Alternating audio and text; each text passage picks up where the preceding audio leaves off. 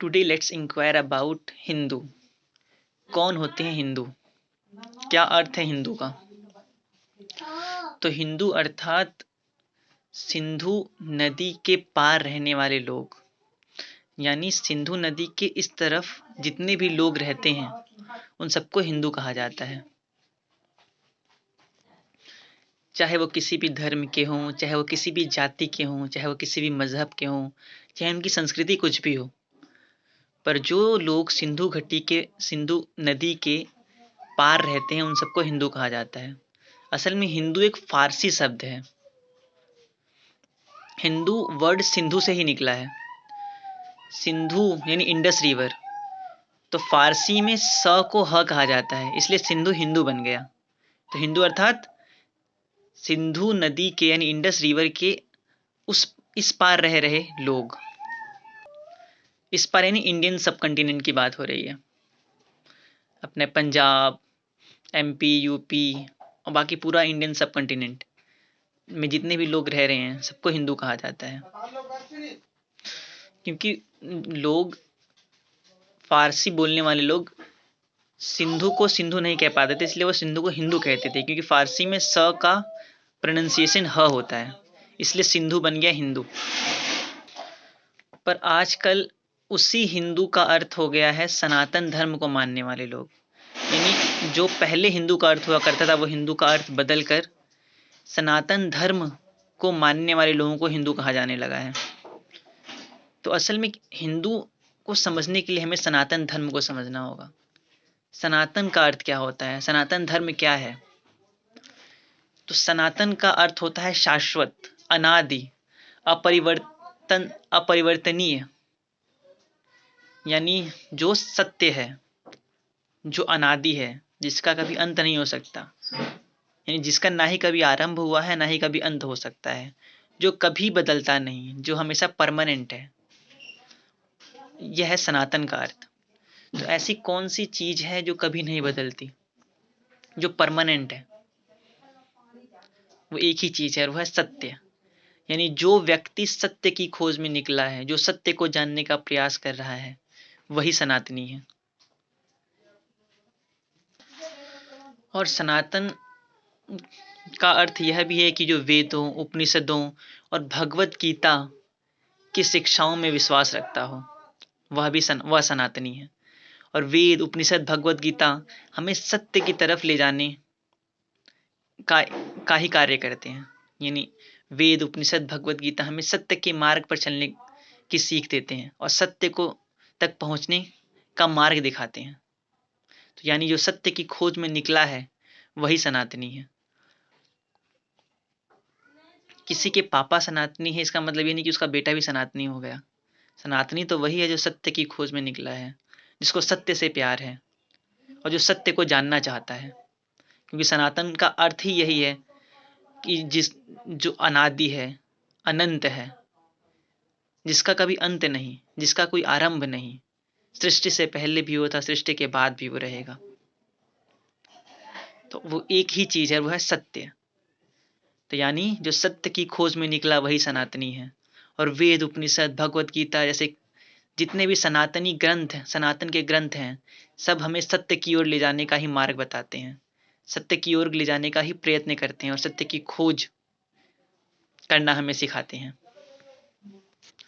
और सत्य को तभी पाया जा सकता है जब अहम मिट जाए।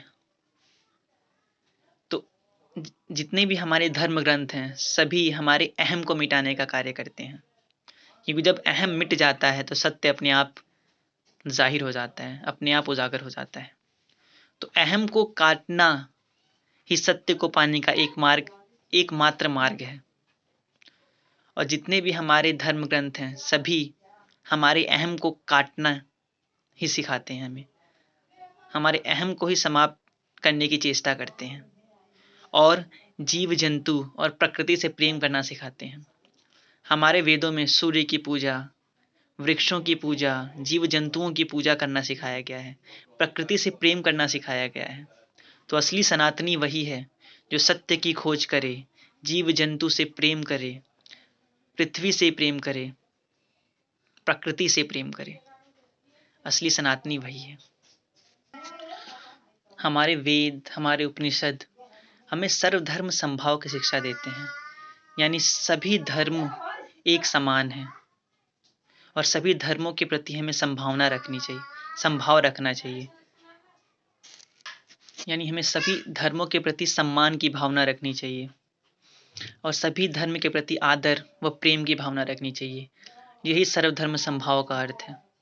लेकिन आज इन्हीं धर्मों के नाम पर कितनी लड़ाइयाँ लड़ी जा रही हैं, कितने लोग एक दूसरे को मार रहे हैं, काट रहे हैं इन धर्मों के नाम पर हमारा सनातन धर्म तो हमें कभी नहीं सिखाया, कभी ये नहीं सिखाता कि हम लड़ें, धर्म के नाम पर लड़ें, एक दूसरे को मारें, काटें।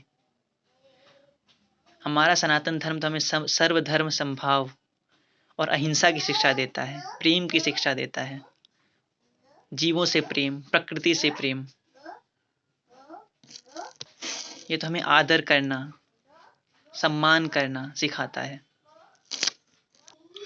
तो आइए हमारे सनातन धर्म के वेदों, उपनिषदों में दी गई कुछ शिक्षाओं को समझें। तो पहला आज का हमारा श्लोक है, अस्तु मां सद्गमय तमसो मां ज्योतिर्गमय मृत्योर्मां अमृतम गमय। इसका अर्थ होता है, हे प्रभु, हमें असत्य से सत्य की ओर ले चलो, अंधकार से प्रकाश की ओर ले चलो और मृत्यु से अमरत्व आध्यात्मिक ज्ञान की ओर ले चलो। अमरत्व अर्थात आध्यात्मिक ज्ञान। यह श्लोक सत्य, ज्ञान और आत्मा के प्रकाश की खोज का प्रतीक है। यह जीवन के अज्ञान और दुख से मुक्ति की प्रार्थना है। हमारा दूसरा श्लोक है, संगच्छध्वं संवदध्वं संवो मनासी जानताम देवभागम यथा पूर्वे संजानाना उपासते। इसका अर्थ है, हम सब मिलकर चलें, साथ साथ विचार करें और एक साथ मन को एकीकृत करें। जैसे प्राचीन काल के देवता सामूहिक रूप से पूजा करते थे, वैसे ही हम भी एकता का पालन करें। यह श्लोक सामाजिक और आध्यात्मिक एकता पर जोर देता है।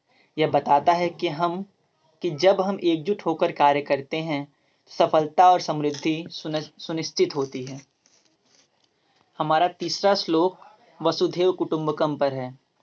अयम बंधुरयम नीति गणना लघु चेतसाम उदार चरिता नाम तो वसुधैव कुटुंबकम। यह मेरा है, वह तेरा है, ऐसी संकुचित विचार छोटे मन वाले लोग करते हैं। उदार हृदय वाले लोग तो पूरी पृथ्वी को एक परिवार मानते हैं। यह श्लोक समस्त विश्व को एक परिवार के रूप में देखने की भावना को दर्शाता है। यह भेदभाव और विभाजन से ऊपर उठने की शिक्षा देता है। हमारा अगला श्लोक है, ओम पूर्णमदं पूर्णमिदं पूर्णात् पूर्णमुच्यते पूर्णस्य पूर्णमादाय पूर्णमेवावशिष्यते। वह ब्रह्म पूर्ण है, यह सृष्टि भी पूर्ण है। पूर्ण से पूर्ण की उत्पत्ति होती है। यदि उस पूर्ण से पूर्ण को हटा दिया जाए तो भी पूर्ण शेष रहता है। यह श्लोक ब्रह्म यानी ईश्वर की अनंतता और पूर्णता का वर्णन करता है। यह बताता है कि ईश्वर से उत्पन्न हर वस्तु दिव्य और संपूर्ण है। हमारा अगला श्लोक है, आनुभद्राः कर्तव्यो यन्तु विश्वतः आदबद्धासो अपरितास उद्दिदः। इसका अर्थ है, हमारे पास सभी दिशाओं से शुभ विचार यानी ज्ञान और प्रेरणा आए। यह श्लोक खुली सोच और ज्ञान के प्रति स्वागत की भावना को प्रोत्साहित करता है। यह बताता है कि हर दिशा से प्राप्त ज्ञान और प्रेरणा हमें बेहतर बना सकती है। हमारा अगला श्लोक जो कि भगवत गीता से लिया गया है, वह कहता है, कर्मण्येवाधिकारस्ते मा फलेषु कदाचन मा कर्म फल हेतुर्भूर्मा ते संगोश्च स्वत्कर्मणि। इसका अर्थ है, तुम्हारा अधिकार केवल कर्म करने में है, उसके फल में नहीं। इसलिए कर्म को फल की इच्छा से मत करो और न ही कर्म न करने में आसक्त हो।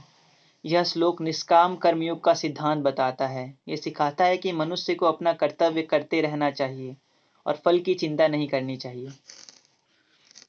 और निष्कामता तभी आ सकती है जब मनुष्य का अहम समाप्त हो जाए, अहम मिट जाए और जैसे ही व्यक्ति का अहम मिट जाता है, निष्कामता स्वतः ही आ जाती है, उसके लिए प्रयत्न नहीं करना पड़ता।